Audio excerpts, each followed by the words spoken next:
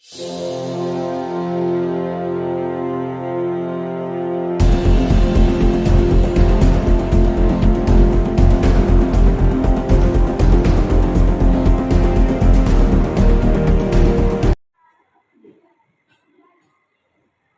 bismillahirrahmanirrahim. Assalamualaikum warahmatullahi wabarakatuh. Yang terhormat Kepala UPTD SMP Negeri 5 Mandai, Ibu Daniar SPD MPD, yang kami hormati Bapak Ibu rekan pendidik SMP Negeri 5 Mandai, dan yang berbahagia hari ini rekan calon guru penggerak angkatan 11 Ibu Hasni, yang insya Allah sebentar akan berbagi dengan kita semua. Alhamdulillahirrahmanirrahim. Puji syukur kita panjatkan kehadirat Allah Subhanahu wa Ta'ala karena segala izin dan hidayahnya sehingga kita dipertemukan di tempat ini untuk mengikuti kegiatan penyebaran pemahaman tentang aksi nyata modul 1.4 oleh salah seorang calon guru penggerak angkatan 11. Salam dan salawat kita kirimkan kepada Rasulullah Sallallahu Alaihi Wasallam. Allahumma sholli ala Muhammad wa ala ali Muhammad. Baik, untuk mengisikan waktu saya serahkan kepada Ibu Kepala Sekolah, Ibu Daniar SPD MPD, memberikan beberapa arahan. Silakan Ibu. Bismillahirrahmanirrahim. Assalamualaikum warahmatullahi wabarakatuh. Alhamdulillahirrahmanirrahim. Kita panjatkan sebagai bukti kesyukuran kita atas nikmat kesehatan dan kesempatan yang senantiasa diberikan Allah SWT, sehingga hari ini kita bisa ikut terlibat untuk saling berbagi informasi dari salah satu calon guru penggerak angkatan 11 yang ada di sekolah kita, yang juga merupakan aset terbesar yang kita miliki. Tak lupa kita kirimkan salam dan salawat kepada junjungan kita Nabiullah Muhammad Sallallahu Alaihi Wasallam, yang insya Allah akan menjadi suri teladan bagi kita dalam tingkah laku kita sehari-hari. Hari ini Ibu Hasniati akan mencoba membagikan beberapa informasi penting kepada Bapak Ibu, atau mungkin ada budaya positif yang Bu Hasni akan sampaikan kepada teman-teman guru di sini. Saya mengharapkan informasi ini atau best practice yang dikemukakan sebentar CGP itu bisa diadopsi di kelasnya Bapak Ibu semua, agar penyebaran informasi ini akan berdampak pada murid, bukan hanya sekedar diketahui, tapi diimplementasikan sehingga dampaknya yang mendapatkan dampak positifnya adalah murid. Itu tujuannya penyebaran informasi atau diseminasi. Jadi kita tidak hanya diam, mendengar, mengetahui, tidak, tapi ada tindak lanjut. Apa yang informasi yang kita dapatkan, kita coba implementasikan. Kalau perlu dibagikan dengan rekan lain yang mungkin tidak sempat mengikuti kegiatan ini. Jadi kita satu bahasa. Budaya positif itu adalah proses pembiasaan. Budaya itu kalau mungkin kita mendengar kata budaya langsung kepikiran ya tari-tarian, budaya, kebudayaan, bukan seperti itu. Budaya itu adalah kebiasaan yang membawa dampak positif, baik buat diri kita sendiri maupun untuk anak-anak didik kita yang sebagai target utama. Mungkin hal-hal kecil itu bisa menjadi sebuah budaya positif. Tadi saya mendengar dari Bu Syahrini sebagai CGP juga di angkatan 11 ini, budaya positif yang coba beliau terapkan itu dia mengarahkan siswa di kelasnya masing-masing membawa kantong kecil untuk tempat sampahnya. Jadi tidak bertumpuk di tempat sampah kelasnya. Setiap pulang sekolah, sampah-sampah di dalam kantong tersebut diikat, kemudian dibuang di TPA yang di depan sudut sekolah. Itu sebenarnya budaya-budaya kecil mungkin yang muncul dari idenya CGP yang mungkin kita bisa adopsi di kelas kita masing-masing. Dia pungut daun taruh dalam ini, karena terus terang kendala terbesar kita saat ini adalah TPA. Terlalu banyak sampah di sana yang berserakan. Kenapa berserakan? Yang mau mengambil itu sampah tidak mau kalau terhampur, kalau dia kumpulki. Makanya diharapkan, ini saya mau jadikan programnya Bu Rini tadi ini, semua kelas mengadopsi itu. Bawa masing-masing, karena banyak kantong-kantong bekas itu anak-anak di rumah dari belanjaannya mamaknya yang tidak dipakai juga. Jadi yang kalau misalnya Bu belum penuh, kalau bisa tidak apa-apa disimpan dulu. Kalau hanya kertas itu kan bisa tersimpan sampai seminggu. Iya kan, yang penting bukan sampah makanan yang bisa membawa ulat-ulat. Kalau terlalu lama itu kan bisa disimpan, nanti penuh kantongnya baru dibuang di luar. Nanti sisa kantong-kantongan tersebut dimasukkan ke dalam tempat sampah yang besar. Jadi tinggal ditumpah oleh yang mobil sampah itu. Saya harap CGP bukan ini yang bisa diadopsi untuk seluruh teman-teman. Jadi positif yang mau ditawarkan CGP itu hak untuk ditiru kalau bagus, diadopsi kalau mampu dilakukan dan mau. Karena sebenarnya mampu semua tapi belum tentu mau. Karena yang inti itu kan kemauan untuk berbuat, bukan kemampuan. Itu yang ingin saya sampaikan. Jadi ambil, bukan kita cuma menunaikan kewajiban membantu teman di sini agar tugasnya selesai, bukan. Ada dampak yang saya harapkan lebih besar dari itu. Bahwa ini penyebaran informasi bukan hanya untuk sekedar memenuhi tugasnya CGP, tapi kita terapkan sama-sama. Tadi saya mendengar dari Bu Syahrini, mudah-mudahan yang ikut tadi adanya Bu Syahrini ini bisa mengadopsi itu. Jadi itu mungkin Bapak Ibu yang sempat saya berikan. Satu pengharapan saya sangat besar untuk kita sama-sama berbuat demi sekolah ini.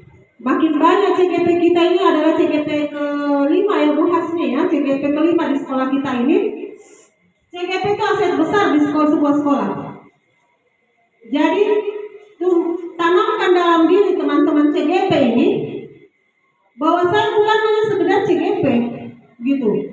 Saya harapkan betul-betul berbuat nih yang menandakan bahwa apa yang saya pelajari selama 6 bulan ini ada gitu.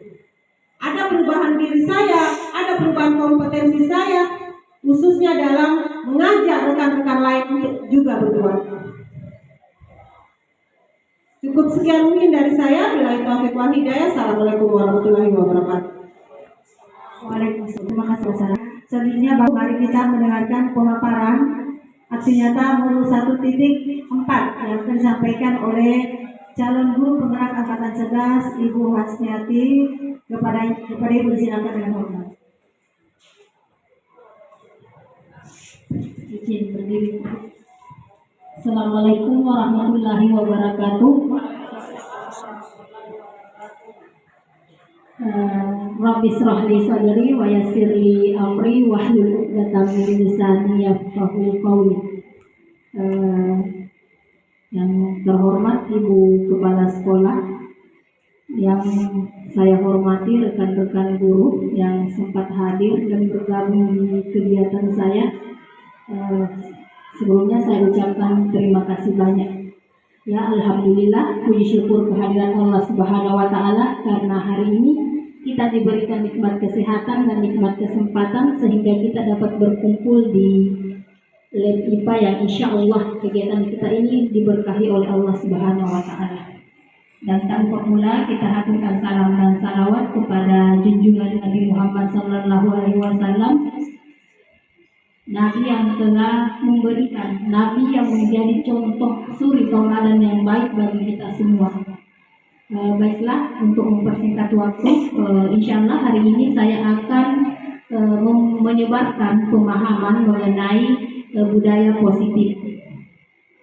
Susunan acara tadi pembukaan, marilah kita membuka acara kita dengan sama-sama membaca Bismillah. Kemudian kita boleh berdoa. Mudah-mudahan kegiatan kita ini diberkahi oleh Allah SWT. Terima kasih banyak. Sebelumnya kita bikin kesepakatan kegiatannya seperti kemarin. Ada beberapa kegiatan yang sudah saya masukkan. Kalau mau ditambah, boleh ditambah. Itu pertama bersikap sopan, kemudian aktif. Yang kedua meminta izin jika ingin ke toilet, atau ketiga empat melibat ketika ada teman-teman yang lain berpendapat. Kemudian yang terakhir mengangkat tangan ketika ingin berbicara. Ada yang ingin ditambah? Pas. Oke. Apa sih itu budaya positif? Siapa tahu ada yang teman-teman yang mau mengungkapkan tanggapannya tentang apa sih sebenarnya itu budaya positif? Ada? Terima kasih. Assalamualaikum warahmatullahi wabarakatuh. Kata budaya positif bukan hal baru lagi yang sering kita dengar. Jadi menurut saya budaya positif itu adalah kebiasaan-kebiasaan yang berdampak kepada siswa yang selalu dan atau sering diberikan kepada siswa. Seperti setiap hari teman-teman kita bergiliran piket bersalaman. Kemudian budaya positif kita membiasakan anak sholat duhur berjamaah dan sebagainya. Sekira itu. Terima kasih Kak atas tanggapannya. Jadi betul ya bahwa budaya positif itu merupakan suatu pembiasaan yang diterapkan di sekolah yang diharapkan akan membantu tercapainya profil Pancasila. Ya, ini ada 6 elemen profil Pancasila. Yang pertama, beriman, bertakwa kepada Tuhan Yang Maha Esa dan berakhlak mulia, berkebinekaan global, bergotong royong, kreatif, bernalar kritis dan mandiri. Jadi tadi adalah pembiasaan-pembiasaan untuk mencapai tujuan tadi. Nah, bagaimana cara menerapkan budaya positif di sekolah kita? Yang pertama, kita harus menyatukan dulu paradigma atau pemikiran-pemikiran kita mengenai pemikiran kita tentang belajar. Nah, ini ada mungkin yang sudah biasa diberikan sama Ibu. Tidak apa-apa, saya ulang. Anda dan teman Anda. Nah, Anda ya, kita ini selaku berlaku Anda semua. Cobalah, tugas kita adalah mengepalkan tangan kita, salah satu tangan Anda. Coba Anda bayangkan bahwa di tangan kepala Anda itu ada suatu hal yang sangat berharga.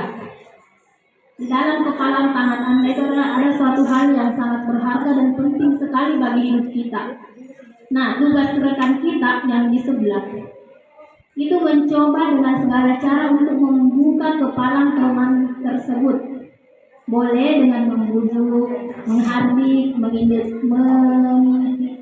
mengintimidasi, memarahi, menggoda dan sebagainya agar bersedia membuka kepala tangan Anda. Nah, kira-kira ada yang mau membukakan? Siapa yang berhasil membuka tangan atau siapa yang? Oh iya, oke. Bu Andi bisa berpasangan Bu Sulaida, Bu Pimila, Pak Latif, ya Pak Haji, Bu Haji Dharma, Bu Uci sama Ibu Ros dan mungkin bisa dengan Bu Saminya. Jadi bayangkan di tangan Anda itu ada harapan, ada barangka yang paling berharga. Nah, ada teman tak di sebelah berusaha mengajak untuk membuka kepala itu. Oke.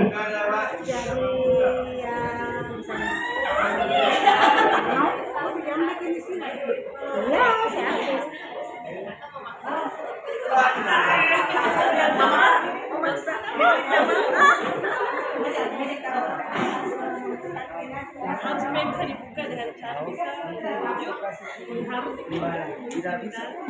Tidak bisa dipaksa menggeliti. Bahkan menawari Oke.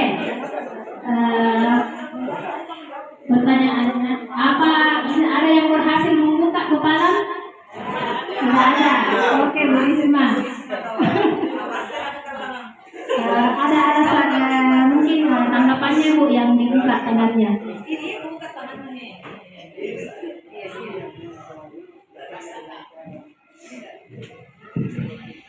Baik, Assalamualaikum warahmatullahi wabarakatuh. Saya orang yang termasuk berhasil rekan saya termasuk orang yang berhasil membuka kepalan tangan saya. Kenapa sampai ini terjadi? Karena terus terang saya merasa saya merasa tertarik dengan iming-iming yang diberikan kepada saya. Nah, jadi jika mau pergi nonton di mall, baru ya nabokap pergi makan. Jadi tadinya tidak mau deh karena bokap pergi nonton sama makan di mall. Terima kasih. Assalamualaikum warahmatullahi wabarakatuh. Oke, jadi rekannya Ibu Risma tergoda karena diajak pergi makan di mall. Yang tidak berhasil, ada yang mau? Ada.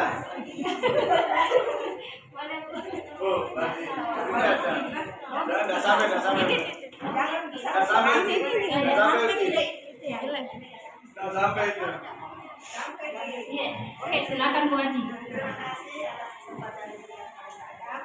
Kebetulan teman saya tadi tidak berhasil membuka tangan saya karena saya punya komitmen bahwa apapun rayuan dan bujukannya, kalau memang yang ada di dalam kepala saya itu berharga bagi saya tidak akan buka. Ya, itu biasa. Itu jawaban saya. Terima kasih. Oke, terima kasih atas tanggapannya. Jadi dari kegiatan tadi sangat tergambar bahwa kita sebenarnya adalah pemegang kontrol, bukan orang lain dari kita ya. Nah, tentu kita sendiri yang memegang kontrol atas kepalan tangan kita. Apakah kita mau membuka atau menutup kepalan tangan kita, itu tergantung pada diri kita masing-masing sesuai dengan kebutuhan dasar kita saat itu.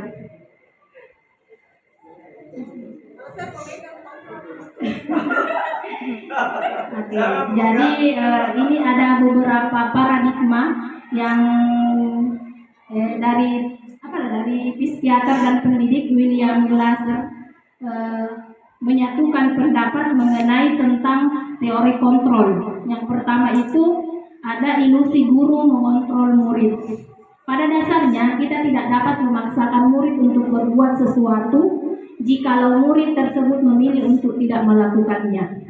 Walaupun tampaknya guru sedang mengontrol perilaku murid, hal demikian terjadi karena murid sedang mengizinkan dirinya untuk dikontrol. Saat itu bentuk kontrol guru menjadi kebutuhan dasar yang dipilih murid tersebut. Teori kontrol mengatakan bahwa semua perilaku memiliki tujuan, bahkan terhadap perilaku yang tidak disukai. Yang kedua, ilusi bahwa semua penguatan positif efektif dan bermanfaat. Penguatan positif atau bujukan yang termasuk yang dilakukan tadi oleh Bu Risma adalah bentuk-bentuk kontrol segala usaha untuk mempengaruhi murid agar mengulangi sesuatu perilaku tertentu. Adalah suatu usaha untuk mengontrol murid tersebut dalam jangka waktu tertentu.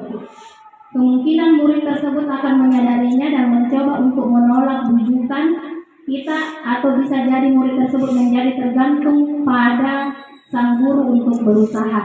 Yang ketiga, ilusi bahwa kritik dan membuat orang merasa bersalah dapat menguatkan karakter. Menggunakan kritik dan rasa bersalah untuk mengontrol murid menuju pada identitas gagal. Mereka belajar untuk merasa buruk tentang diri mereka. Mereka mengembangkan dialog diri yang negatif. Kadang-kala sulit bagi guru untuk mengidentifikasi bahwa mereka sedang melakukan perilaku ini ketika seringkali guru cukup menggunakan suara halus untuk menyampaikan pesan negatif. Yang keempat, ilusi bahwa orang dewasa memiliki hak untuk memaksa. ya. Biasanya ini pendidikan otoriter ya. Banyak orang dewasa yang percaya bahwa mereka memiliki tanggung jawab untuk membuat murid-murid berbuat hal-hal tertentu.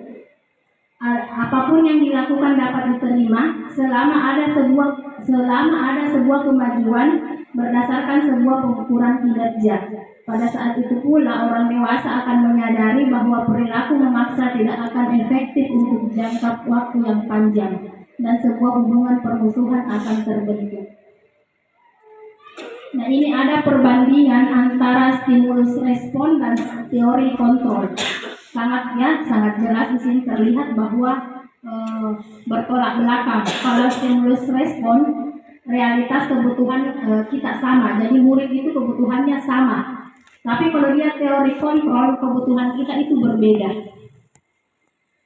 Kemudian yang kedua, semua orang itu melihat hal yang sama. Tapi kalau teori kontrol itu setiap orang memiliki gambaran yang berbeda-beda. Ya. Yang ketiga, kita mencoba mengubah orang agar pandangan kita sama dengan mereka. Itu tidak sama. Kalau di teori kontrol kita berusaha memahami pandangan orang lain tentang dunia.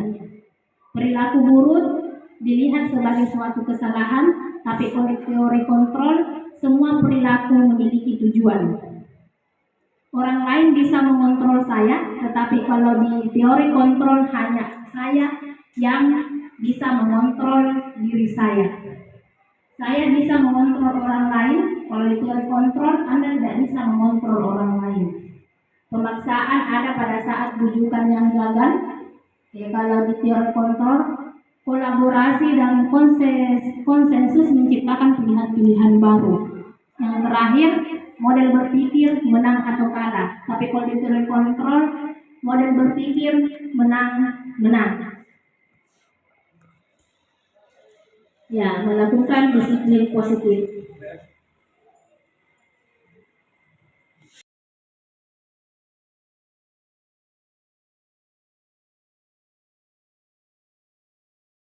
Yang merupakan unsur utama dalam terbentuknya budaya positif.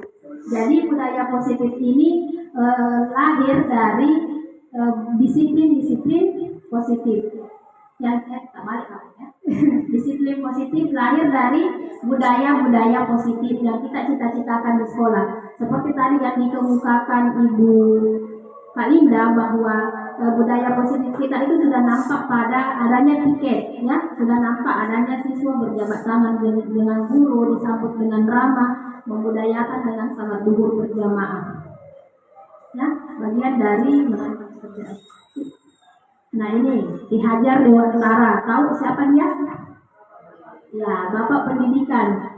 Ini mengatakan bahwa untuk mencapai kemerdekaan dalam konteks pendidikan kita saat ini, untuk menciptakan murid yang merdeka, syarat utamanya adalah harus ada disiplin. Disiplin yang kuat, disiplin yang dimaksud adalah disiplin diri. Jadi kita sendiri yang mendisiplinkan diri dulu, yang memiliki motivasi internal. Jika kita tidak memiliki motivasi internal, maka kita memerlukan pihak lain untuk mendisiplinkan kita atau memotivasi eksternal. Ya, karena berasal dari luar, bukan dari dalam diri kita sendiri. Penerapan disiplin positif adalah agar terbentuknya murid-murid yang berkarakter, berdisiplin, santun, jujur, peduli, bertanggung jawab, dan merupakan pembelajar sepanjang hayat sesuai dengan standar kompetensi lulusan yang diharapkan. Disiplin positif adalah menanamkan motivasi pada murid-murid kita, yaitu untuk menghargai diri sendiri dengan nilai-nilai yang mereka percaya. Jadi ada keyakinan yang dipercaya oleh murid. Ketika murid-murid kita memiliki motivasi tersebut, mereka telah memiliki motivasi intrinsik yang berdampak jangka panjang. Motivasi yang tidak akan terpengaruh pada adanya hukuman atau hadiah. Ya, yang selama ini kita biasanya lihat itu hukuman atau pemberian hadiah. Jadi kalau ada keyakinan itu tidak berpengaruh. Mereka akan tetap berperilaku baik dan berlandaskan nilai-nilai kebajikan karena mereka ingin menjadi orang yang menjunjung tinggi nilai-nilai yang mereka hargai. Pertanyaannya sekarang, bagaimana cara kita sebagai guru untuk menanamkan disiplin positif kepada murid-murid kita? Ya, dengan cara menanamkan motivasi intrinsik pada diri anak. Caranya, ya,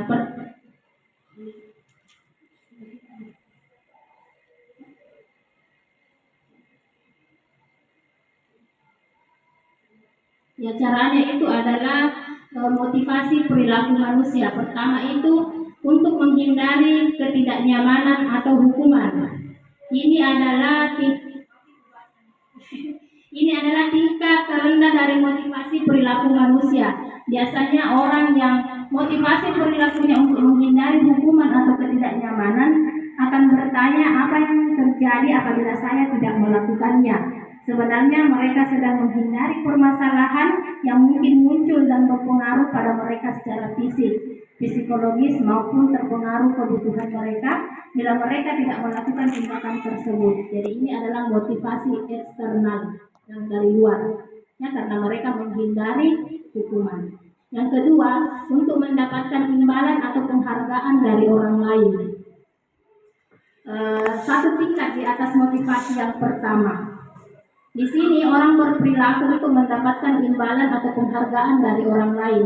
Misalnya murid-murid kita itu mengumpulkan tugas tepat waktu, kita kasih penghargaan. Jadi mungkin akan terulang untuk dikerjakan besok karena mengharapkan penghargaan. Dengan motivasi ini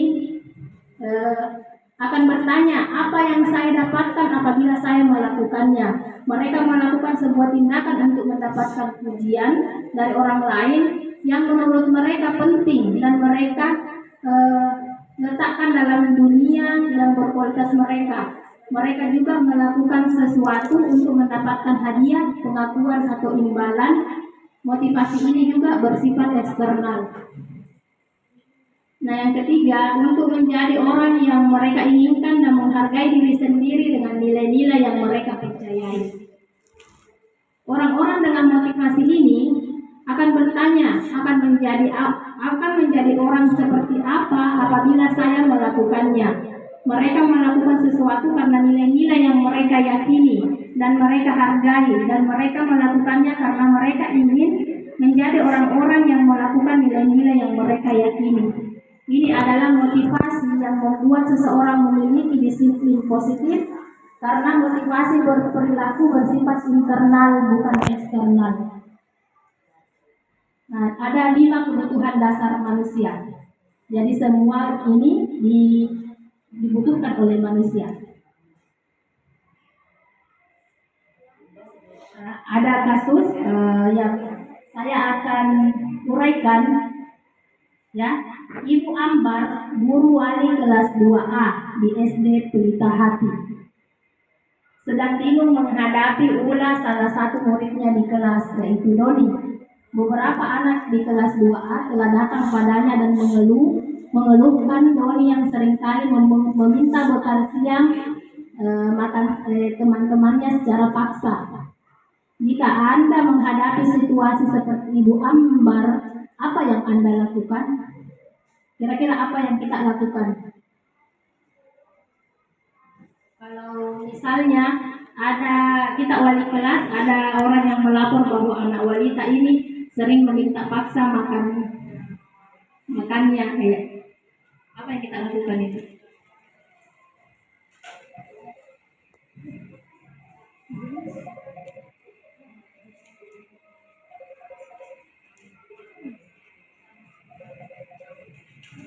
Baik, sehubungan dengan kasus Doni, kalau saya berdiri sebagai Ibu Ambar atau sebagai wali kelas dari Doni, saya akan memanggil Doni secara personal, kemudian bertanya kepada Doni apa alasan sehingga dia selalu meminta bekal makan siang teman-temannya. Setelah itu, dari alasan yang diberikan oleh Doni, nantinya saya baru mengambil tindakan yang berikutnya. Demikian, Assalamualaikum warahmatullahi wabarakatuh. Oke, terima kasih Bu. Berarti Bu Risma sudah sedikit memahami mengenai tentang restitusi. Selanjutnya berarti manusia itu memiliki 5 kebutuhan dasar. Yang pertama itu kebutuhan bertahan hidup. Ya, kebutuhan bertahan hidup adalah kebutuhan yang bersifat fisiologis untuk bertahan hidup, misalnya kesehatan, rumah, dan makanan. Kebutuhan biologis sebagai bagian dari proses reproduksi termasuk kebutuhan untuk tetap bertahan hidup. Komponen psikologis pada kebutuhan ini meliputi kebutuhan akan perasaan aman. Dalam kasus Doni di atas, apabila jawaban Doni ketika ditanya oleh Ibu Ambar adalah karena ia lapar dan orang tuanya tidak membawakannya bekal untuk makan siang, maka kebutuhan dasar yang sedang berusaha dipenuhi oleh Doni adalah kebutuhan untuk bertahan hidup. Kasih sayang dan rasa diterima. Kebutuhan ini dan 3 kebutuhan berikutnya adalah kebutuhan psikologis. Kebutuhan untuk disayangi dan diterima meliputi kebutuhan akan hubungan dan koneksi sosial.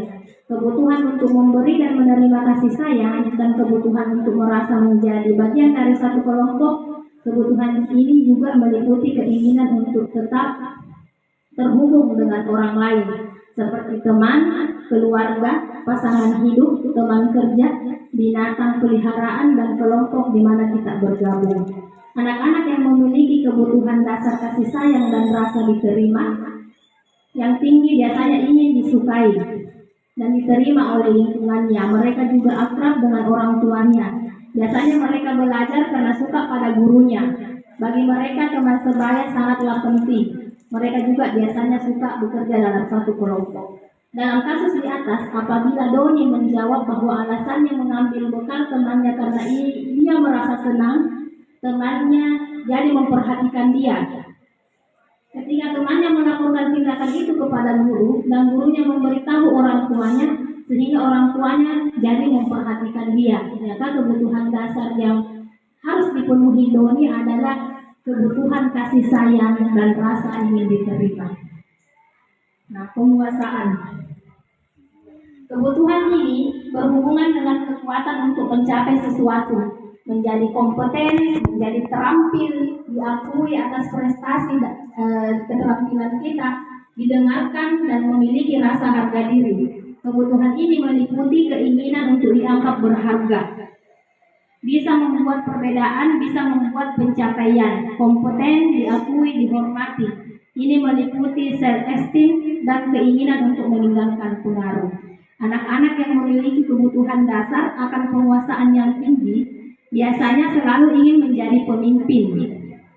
Mereka juga suka mengamati sebelum mencoba hal baru dan merasa kecewa bila melakukan suatu kesalahan.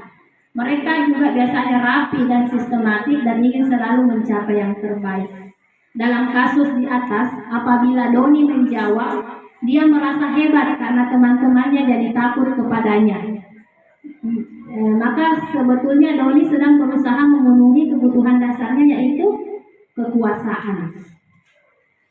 Keempat, kebebasan. Kebutuhan untuk bebas adalah kebutuhan akan kemandirian, otonomi, memiliki pilihan dan mampu mengendalikan arah hidup seseorang. Anak-anak dengan kebutuhan kebebasan yang tinggi menginginkan pilihan. Mereka perlu banyak bergerak, suka mencoba-coba, tidak terlalu terpengaruh orang lain dan senang mencoba hal baru dan menarik. Bila jawaban dalam kasus di atas adalah bahwa dia merasa bosan dengan bekal makanan yang dibawakan ibunya dari rumah karena ibunya selalu membawakan bekal yang sama, oleh karena itu dia mencoba makan makanan temannya yang beraneka ragam, maka Doni sedang berusaha memenuhi kebutuhan dasarnya, yaitu kebebasan.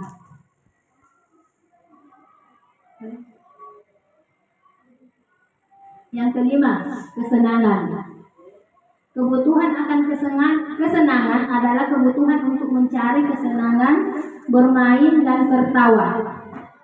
Bayangkan hidup kita ini tanpa kenikmatan apapun, betapa menyedihkannya belasan menghubungkan kebutuhan akan kesenangan dengan belajar. Semua hewan dengan tingkat integritas tinggi seperti anjing, lumba-lumba, granita dan lain-lain itu bermain.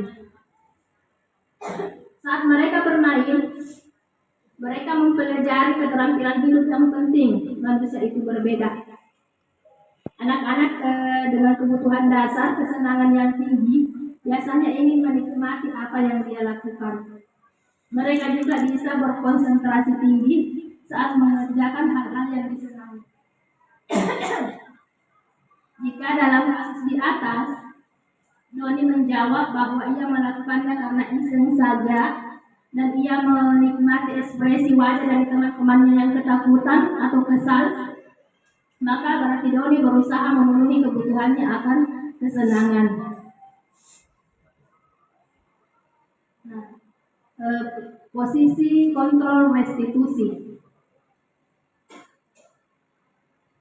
Ada beberapa posisi kontrol kita sebagai guru. Ada itu penghukum, ya, penghukum, yaitu bernada suara tinggi, bahasa tubuhnya itu melotot, matanya melotot, jari-jarinya menunjuk dan menghardik. Misalnya, terlambat lagi, pasti terlambat lagi. Selalu datang terlambat, kapan bisa datang tepat waktu, itu dengan nada suara yang tinggi. Coba tanyakan kepada diri kita, bagaimana perasaan murid bila guru berbicara seperti itu pada saat muridnya datang terlambat? Hasilnya, kemungkinan murid akan marah dan mendendam atau bersifat agresif. Bisa jadi sesudah kembali duduk, murid tersebut akan mencoret-coret bukunya di atas meja tulisnya karena kesal tadi kan di awal. Lebih buruk lagi, pulang sekolah murid melihat motor atau mobil bapak ibu guru, mungkin dia akan menggores kendaraan tersebut dengan paku. Kemudian ada posisi kontrol kedua, yaitu pembuat merasa bersalah. Itu dengan suara memelas, halus, sedih, bahasa tubuh merapat kepada anak-anak dan lesu. Adik, kamu ini bagaimana ya? Kamu sudah berjanji dengan ibu tidak akan datang terlambat lagi. Kamu kenapa ya senang sekali mengecewakan ibu? Ibu benar-benar kecewa sekali. Bagaimana perasaan murid Anda bila ditegur seperti itu? Hasilnya, murid akan merasa bersalah. Bila mungkin, gara-gara saya kecewa di guruku, ya seperti itu. Bersalah telah mengecewakan ibu atau bapak gurunya. Murid akan merasa menjadi orang yang gagal dan tidak sanggup membahagiakan orang lain. Kadangkala sikap seperti ini lebih berbahaya daripada sikap penghukum. Karena emosi akan tertanam rapat dalam diri murid, menahan perasaan, tidak seperti murid dengan guru penghukum, di mana murid bisa menumpahkan amarahnya walaupun dengan cara negatif. Murid tertekan seperti inilah yang tiba-tiba biasanya meletus amarahnya dan bisa menyakiti diri sendiri atau orang lain. Teman, ya, posisi kontrol itu ada juga teman. Nada suara ramah, akrab, bercanda, bahasa tubuh merapat pada murid, mata dan senyum jenaka. Adi, ayolah, bagaimana sih kamu? Kemarin kamu sudah janji kepada bapak, bukan? Kenapa terlambat lagi? Sambil tertawa, ya, sambil bercanda. Ya sudah, tidak apa-apa. Duduk dulu sana, nanti Pak Guru bantu. Kamu ini sambil senyum-senyum. Bagaimana perasaan murid dengan sikap guru seperti ini? Murid akan merasa senang dan akrab dengan guru. Ini termasuk dampak positif, hanya saja di sisi negatif murid menjadi tergantung pada gurunya. Bila ada masalah, dia merasa bila bisa mengandalkan guru tersebut untuk membantunya. Akibatnya, Ari hanya berbuat sesuatu bila yang menyuruhnya adalah guru tersebut. Kalau guru lain, dia tidak akan kerja. Pemantau. Keempat itu pemantau. Nada suara datar, bahasa tubuh yang formal. Guru, adik kamu tahu kamu jam berapa kita mulai? Tahu Pak. Guru, kamu terlambat 15 menit. Apakah kamu sudah mengerti konsekuensi yang harus dilakukan bila terlambat? Adik, paham Pak, saya harus tinggal di kelas pada jam istirahat dan mengerjakan tugas ketinggalan saya. Guru, ya benar. Nanti pada saat jam istirahat kamu harus tinggal di kelas untuk menyelesaikan tugas yang tertinggal tadi. Saya tunggu bagaimana, pertanyaannya bagaimana perasaan murid diberlakukan seperti itu. Hasilnya, murid memahami konsekuensi yang harus dijalankan karena telah melanggar salah satu peraturan sekolah. Guru tidak menunjukkan suatu emosi yang berlebihan, seperti menjadi marah atau membuat murid merasa bersalah. Murid tetap dibuat tidak nyaman, yaitu dengan harus tinggal di kelas pada waktu jam istirahat dan mengerjakan tugas. Guru tetap harus memantau murid pada saat mengerjakan tugas di jam istirahat karena murid tidak bisa ditinggal seorang diri. Manajer. Yang terakhir ini posisi kontrol manajer. Nada suara halus, bahasa tubuh tidak kaku mendekat ke murid. Guru, Adi, apakah kamu mengetahui jam berapa sekolah dimulai? Adi, tahu Pak, jam 7. Guru, ya jadi kamu terlambat. Kira-kira bagaimana kamu akan memperbaiki masalah ini? Adi, saya bisa menanyakan teman saya Pak untuk mengejar tugas yang tertinggal. Guru, baik. Itu bisa dilakukan. Apakah besok akan ada masalah untuk kamu agar bisa hadir tepat waktu di sekolah? Adi, tidak Pak. Saya bisa hadir tepat waktu. Guru, baik. Saya hargai usahamu untuk memperbaiki diri. Nah, bagaimana perasaan murid diperlakukan seperti ini? Pada posisi manajer, maka suara guru sebaiknya tulus. Nah, tidak perlu marah, tidak perlu meninggikan suara, apalagi menunjuk-nunjuk jari ke murid, berkaca pinggang, atau bersikap seolah-olah menyesal, tampak sedih sekali akan perbuatan murid, ataupun bersenda gurau menempatkan diri sebagai teman murid. Fokus pada murid bukan untuk membahagiakan guru atau orang tua. Murid sudah mengetahui adanya suatu masalah dan sesuatu yang perlu terjadi. Bila guru mengambil posisi pemantau, guru akan melihat apa konsekuensi dan peraturannya. Namun pada posisi manajer, guru akan mengembalikan tanggung jawab pada murid untuk mencari jalan keluar permasalahannya dengan bimbingan guru. Jadi solusinya itu dari murid sendiri, ya.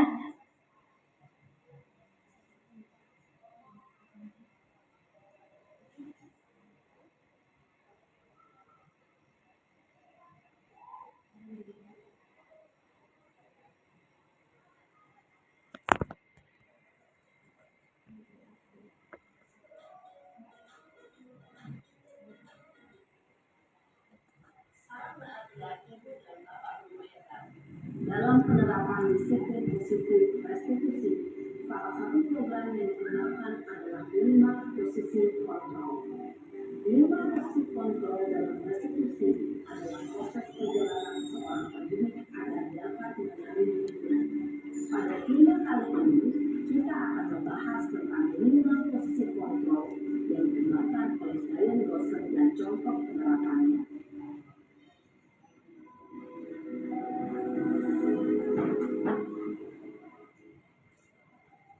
Posisi kontrol itu adalah 1. Posisi tertutup. 2. Posisi pembuat merasa bersalah. 3. Posisi tenang. 4. Posisi pemantau atau monitor. Dan 5. Posisi manajer. Untuk lebih memahami kelima posisi tersebut, mari kita saksikan kasus kemarin yang terlambat hadir 20 menit di sekolah dan melihat bagaimana kelima posisi kontrol dalam menghadapi masalah tersebut.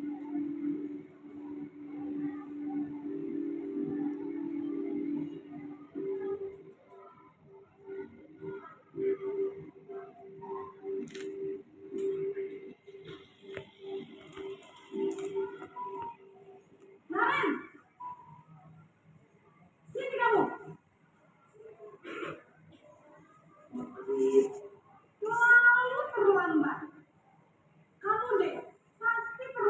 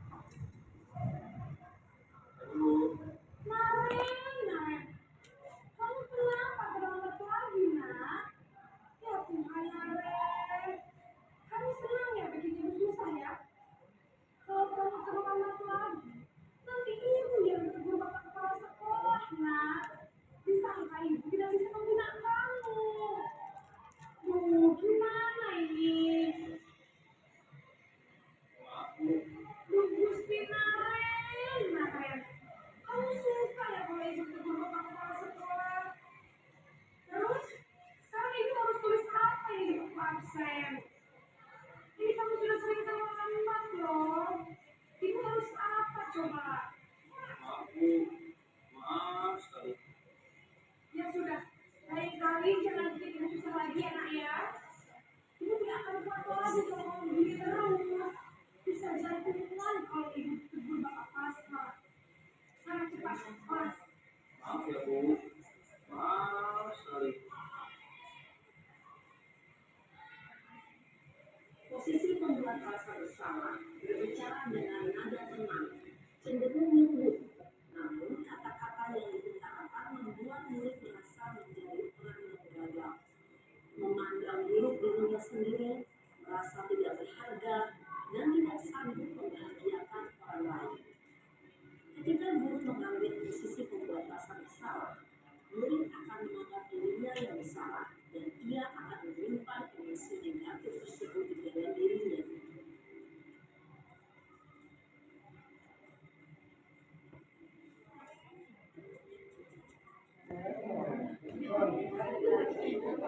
Marami Senado. Wah, sudah jam berapa ini, Nak? Terlambat lagi ya, sayang. Iya Bu, tapi saya bukan bawakan saya.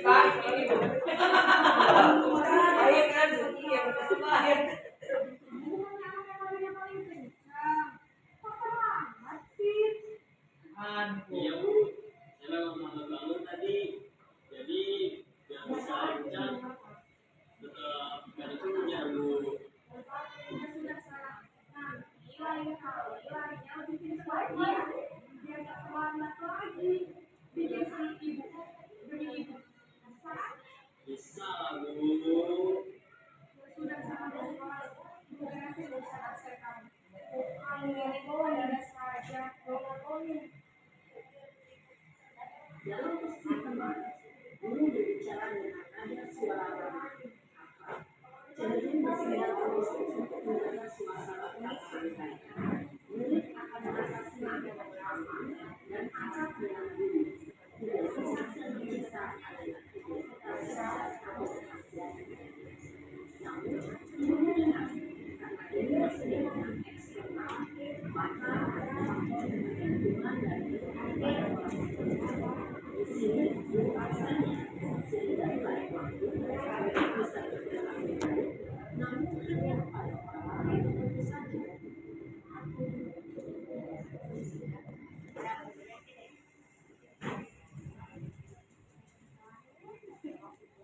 Senado.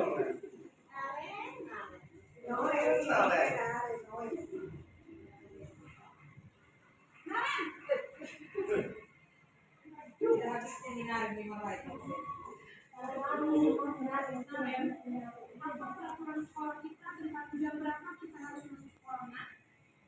Kita harus ke sekolah jam 7 Bu. Iya, betul. Sekarang sudah jam 7.20. Kalian sudah tahu konsekuensinya jika terlambat hari. Paham Bu, saya harus tinggal kelas pas jam istirahat selama 20 menit. Iya, benar. Konsekuensinya demikian. Jadi nanti jam 9.30 pas istirahat, kamu harus tinggal di kelas, kerjakan tugas tambahan untuk ketertinggalan kamu, ya. Baik Bu. Posisi pemantau mengandalkan perhitungan atau data untuk mengontrol murid. Guru mengarahkan murid berdasarkan peraturan dan konsekuensi. Seorang pemantau menunjukkan bahasa tubuh dan ekspresi wajah yang nyata dan cenderung formal.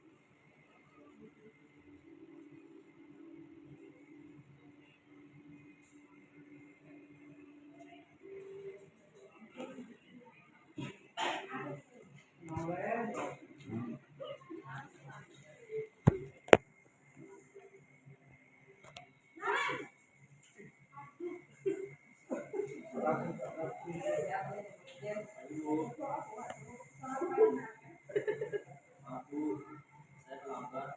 Iya, sekolah masuknya jam 7, sekarang sudah jam 7.20.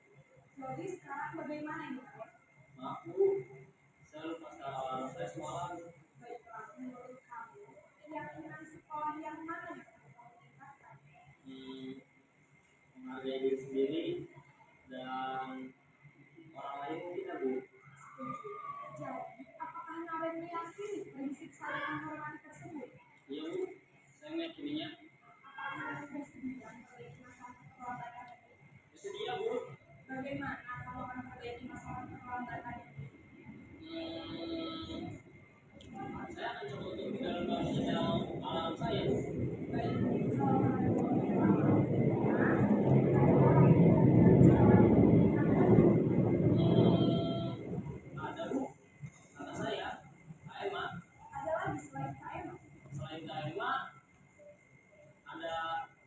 guru saya. Baik, jadi yang mengajarkan Anda adalah Kak Emma dan Ibu Kalian.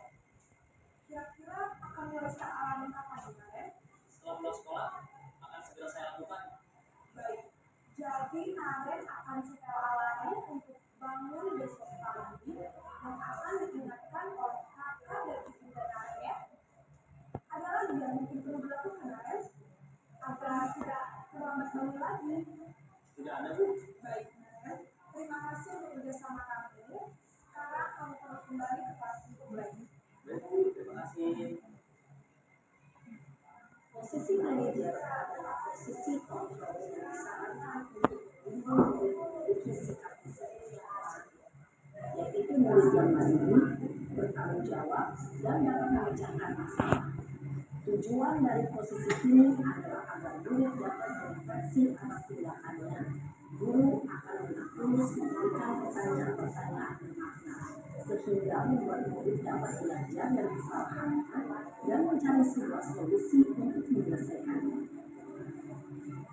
Ibu dan Bapak guru hebat, setelah mengamati adegan kelima posisi kontrol tadi, kira-kira posisi mana yang paling ideal? Posisi mana yang dapat menunjang motivasi prinsip murid? Ya, tentu posisi manajer. Posisi ini memang posisi ideal yang ingin ditunggu semua pendidik. Pada posisi inilah, guru dapat menerapkan disiplin positif yang berpihak pada murid dan menjalankan perjalanan seorang pendidik tentunya tidak mudah untuk sampai pada posisi seorang manajer. Tadi itu video tentang posisi kontrol guru. Nah, sekarang itu adalah membuat keyakinan kelas.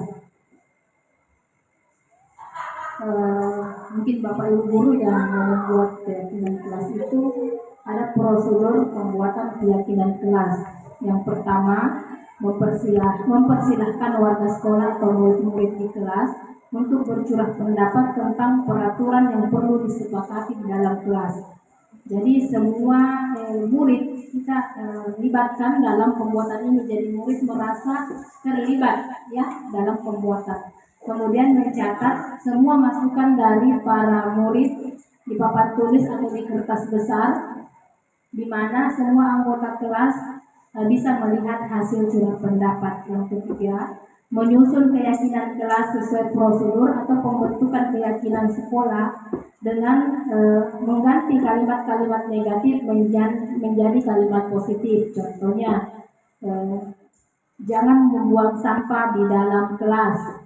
Bisa diganti dengan kata buanglah sampah pada tempatnya. Jadi merubah kalimat-kalimat negatif menjadi kalimat positif. Yang keempat, tinjau kembali daftar curah pendapat yang sudah dicatat. Keyakinan sekolah tidak perlu terlalu banyak, bisa berkisar 3-7 prinsip keyakinan. Yang kelima, setelah keyakinan kelas selesai dibuat, maka semua warga sekolah dipersilakan meninjau ulang dan menyetujui dan menandatangani keyakinan sekolah, termasuk guru dan murid. Yang keenam, keyakinan sekolah selanjutnya bisa diletakkan di dinding kelas di tempat yang mudah dilihat oleh semua warga sekolah.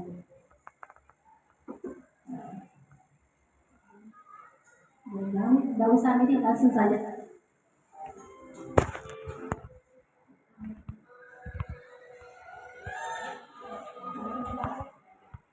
Oke, segitiga restitusi. Ini adalah cara-cara kita menyelesaikan masalah dengan menggunakan segitiga restitusi. Yang pertama ada dibilang namanya menstabilkan identitas.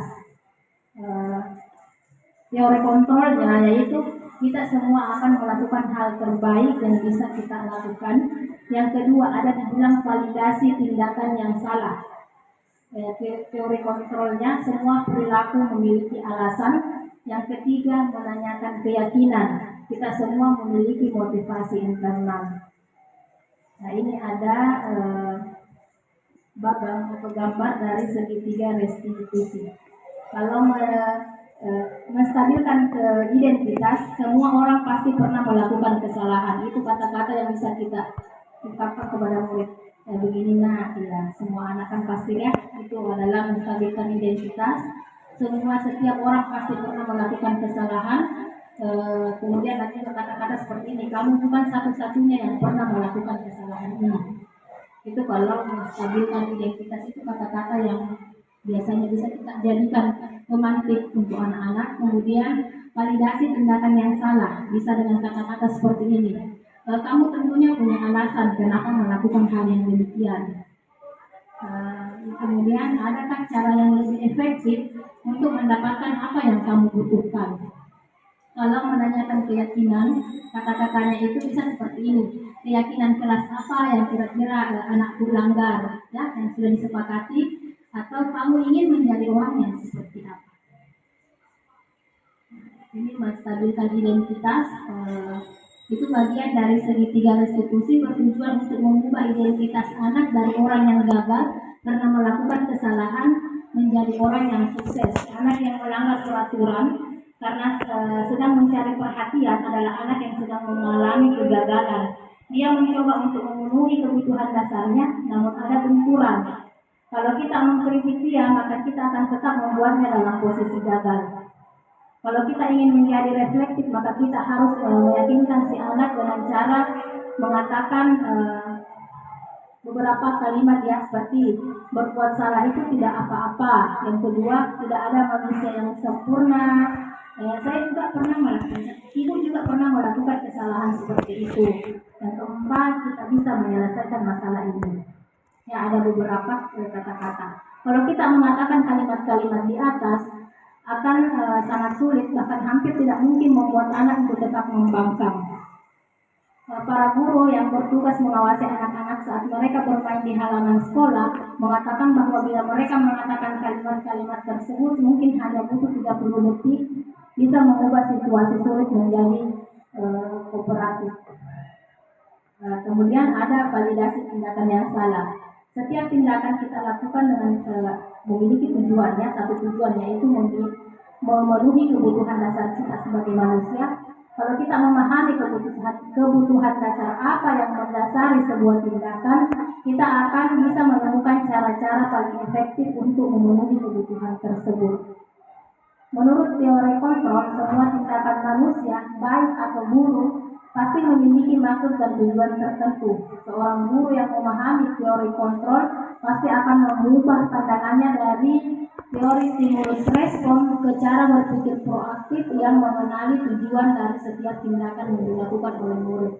Kita mungkin tidak suka sikap orang anak yang seorang anak yang terus-menerus merengek, tetapi bila sikap itu mendapat perhatian kita, maka itu telah memenuhi kebutuhan dasar tersebut.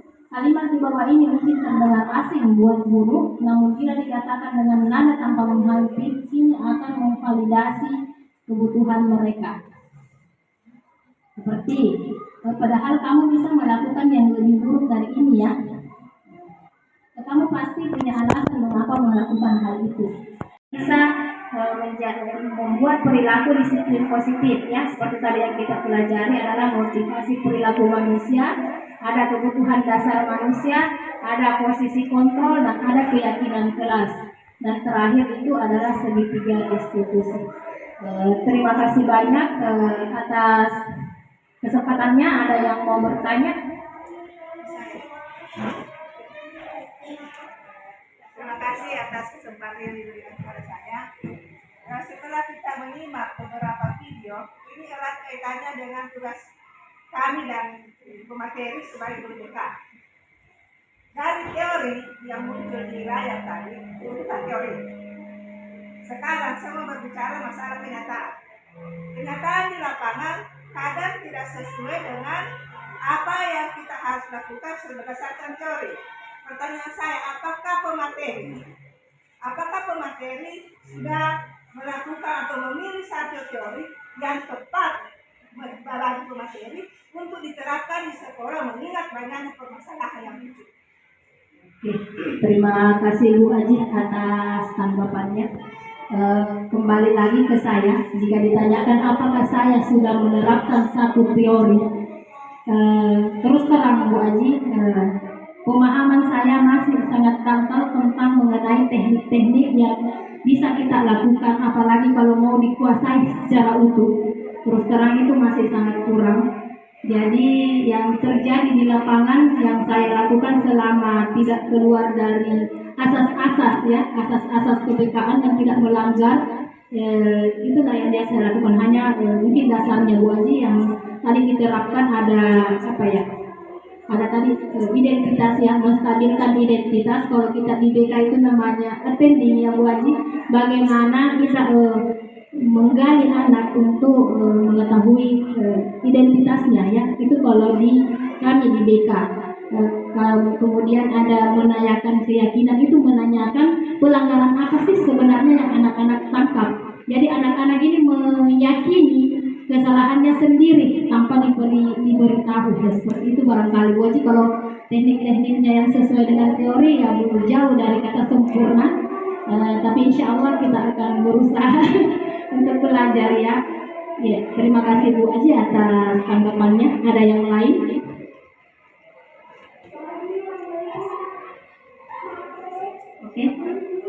Oke, iya. Terima kasih. Saya serahkan ke moderator. Ya, aplaus untuk rekan kita. Saya dulu pernah tambahkan sebuah hati luar biasa. Ya, tadi ada pertanyaan dari teman kita menanyakan tentang video tentang posisi kontrol guru. Di sini ada contohnya 5. Dan pertanyaan itu tepat sekali, bahwasanya di akhir video tadi itu pemateri menanyakan kepada kita posisi Bapak Ibu di mana.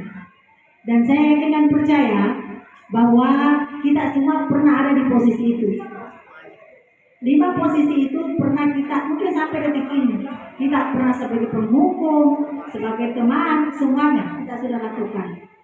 Apa muara dari ini Bapak Ibu? Menurut apa yang kami pahami, bahwa bagaimana kita mencari posisi yang mana muaranya adalah membuat siswa kita well-being. Well-being itu anak-anak didik peserta didik itu merasa senang, ya. Karena pada dasarnya menurut filosofi Ki Hajar Dewantara, bahwa pendidikan itu muaranya adalah anak-anak itu merasa senang, merasa terlindungi, merasa di sekolah.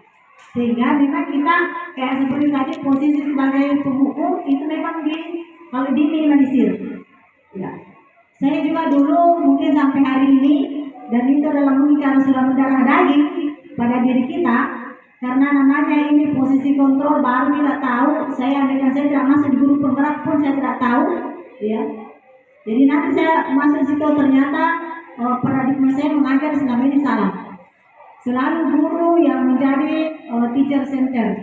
Nah, yang harusnya adalah student center, yang seperti itu, termasuk dalam kegiatan-kegiatan lain, misalnya kalau siswa kita terlambat dan seterusnya. Tadi beberapa contoh praktik. Nah, sekarang setelah Bapak Ibu mengetahui hal ini Muasniati ini bukan satu-satunya sumber untuk belajar. Tetapi yang dipaparkan ini sudah ada di PMN, bahkan di sana lebih bagus contoh-contoh yang diberikan. Silakan Ibu Bapak searching di sana, pasti lebih banyak dan pengalaman yang kita dapatkan dan kita kondisikan dengan sekolah kita.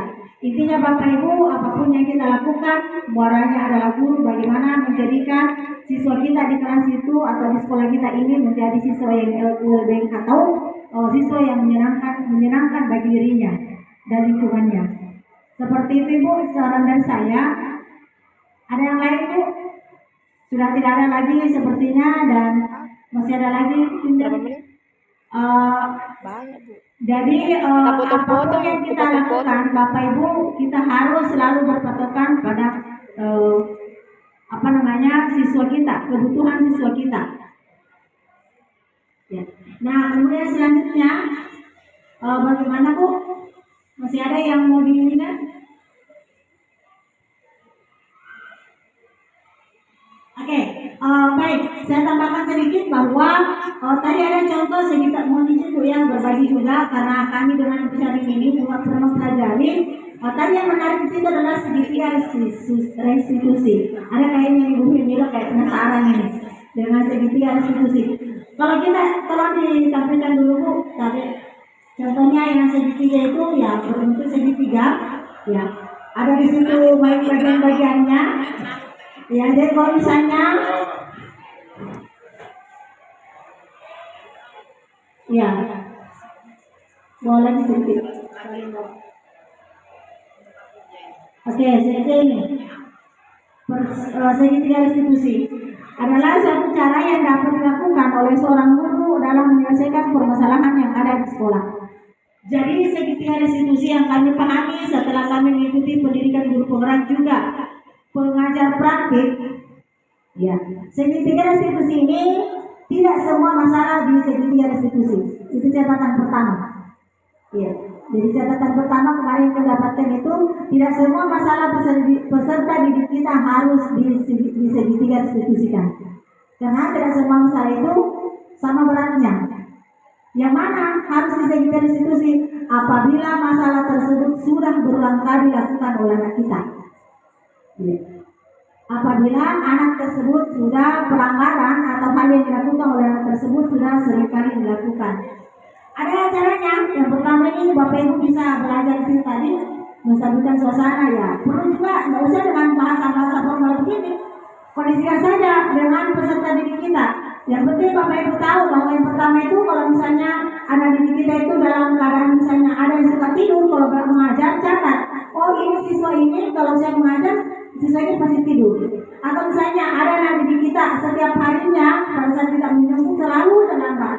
Mungkin sampai 3 kali berturut-turut terlambat. Itulah yang kita panggil. Tapi kalau misalnya hanya 1 kali, ya kita langsung bisa beri pengarahan hanya sekilas. Ada siswa kita yang suka merusak di tengah dapat dalam kelas, selalu merusak dia terus, maka kita panggil. Bagaimana caranya di restitusi Ibu Bapak dengan segitiga itu tadi? Dengan pengajukan pertanyaan, bukan menghakimi dia. Ya. Pertama stabilkan suasana, kita panggil. Misalnya saya dipanggil, Cermi, sini nak, silakan duduk. Bagaimana kabarmu? Sehat? Stabilkan suasananya. Jangan langsung digetak. Dan tolong jangan diberikan restitusi kepada Pak Nanata kalau ada guru lain.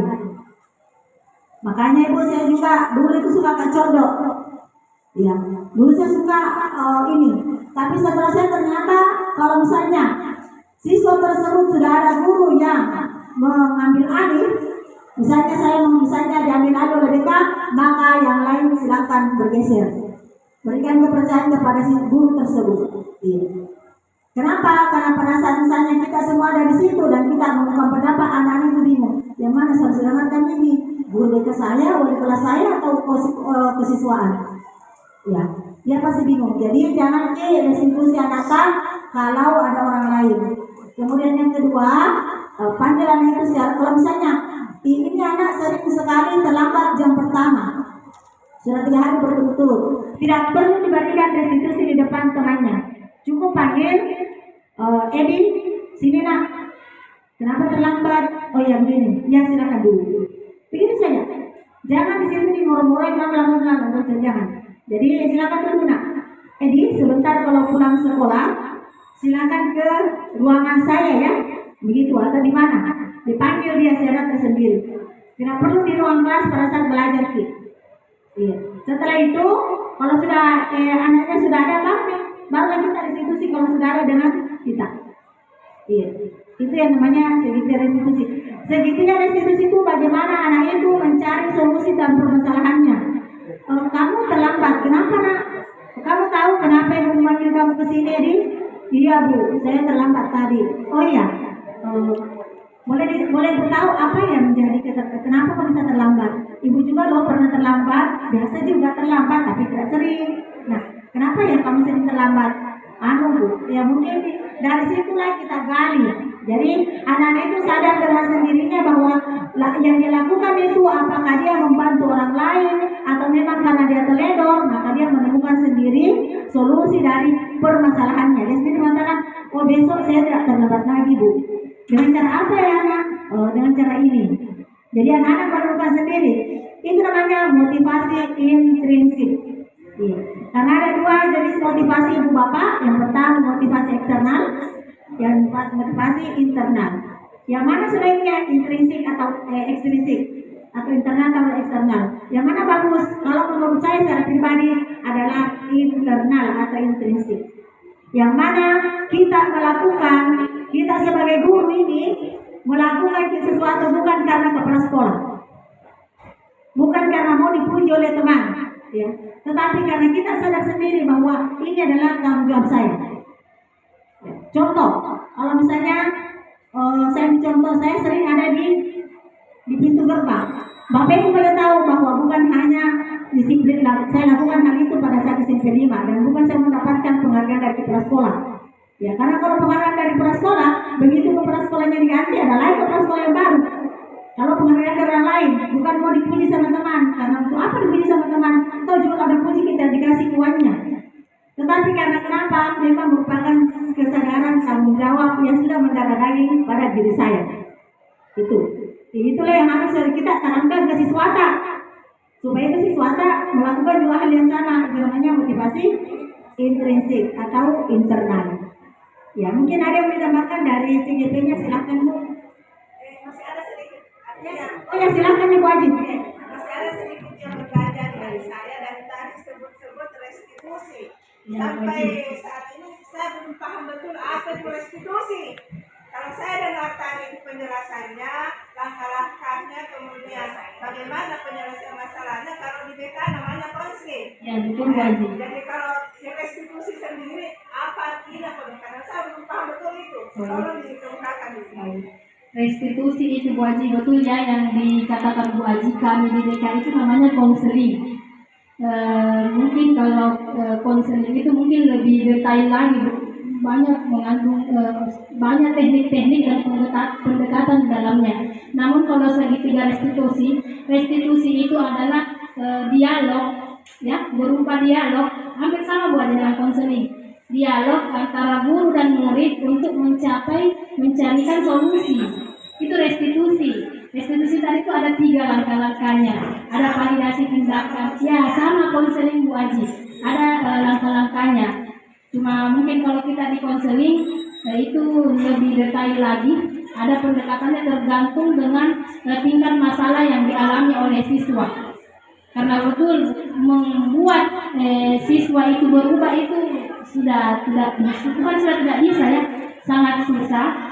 Tapi melakukan perubahan atau pembiasaan itu positif itu bisa, tapi tidak semudah dengan membalikan telapak tangan. Ya, karena merubah perilaku itu tidak sama dengan guru yang mengajar di kelas 1 tambah 1 menjadi 2. Nah ya, kalau merubah perilaku itu dalam jangka yang sangat panjang. Mungkin hasilnya kita lihat setelah mungkin tamat dari SMA. Mungkin kita tidak lihat pada saat SMP.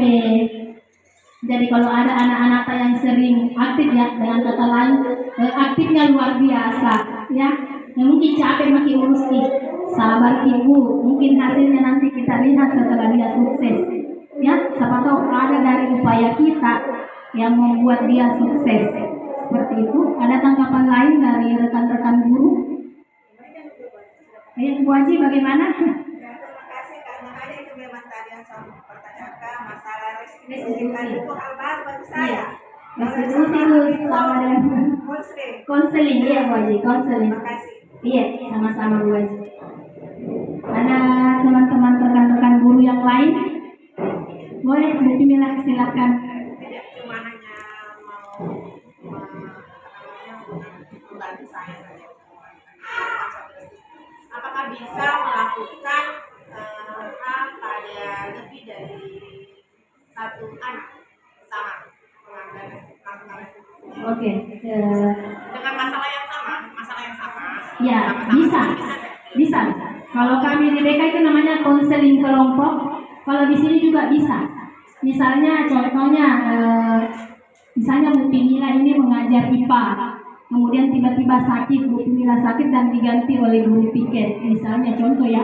Kemudian guru piket ini masuk mengajar di dalam kelas itu karena mungkin murid tidak terbiasa dengan guru baru, akhirnya ini murid ribut. Yang biasanya tidak ribut, semua maunya menaikkan kaki misalnya, akhirnya guru piket ini mengadu ke ke Bu Pimila. Ya, Bu Pimila bisa menggunakan restitusi secara berkelompok. Iya. Baik, terima kasih. Ada yang lain?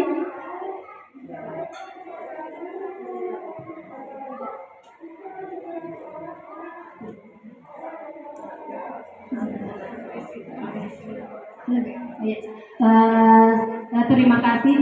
Sebelum saya menutup kegiatan ini, saya kembali mengucapkan terima kasih banyak karena telah meluangkan waktu saya untuk berbagi pemahaman mengenai disiplin atau budaya positif yang bisa kita terapkan. Marilah kita menutup kegiatan kita ini dengan membaca doa. Subhanakallahumma wa bihamdika asyhadu an la ilaha illa anta astaghfiruka wa atubu ilaik. Assalamualaikum warahmatullahi wabarakatuh.